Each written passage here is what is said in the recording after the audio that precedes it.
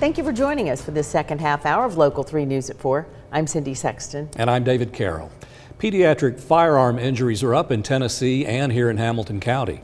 A steady increase has been observed over the last 7 years. Dallas Payton has the breakdown. Cindy, David, the total has nearly tripled since 2017, ranging from suicide, violence, and accidental.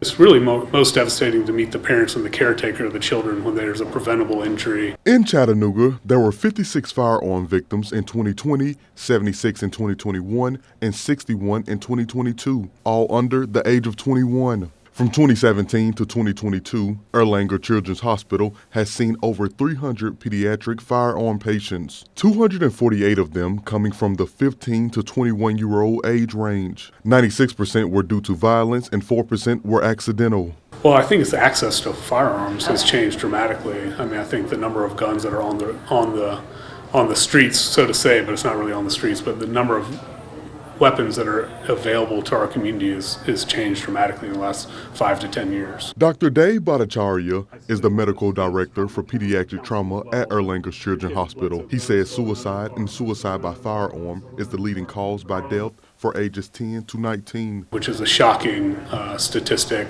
This kind of inverted in 2019, but since that time, whether it was the COVID crisis or kind of the generalized issues around adolescence and mental health and access to mental health in our community for adolescents, we've seen a tremendous increase in this, and hopefully we can get better funding, hopefully we can get better access to care for adolescents. He says children in urban areas are more likely to be victims of firearm violence due to domestic violence or homicide. Children in rural settings have a higher chance of experiencing a firearm injury from hunting weapons. What I'm most concerned about are the children that are probably 6 to 10 years old who find a gun that's unsecured, whether it's in a closet or whether it's in their grandmother's purse.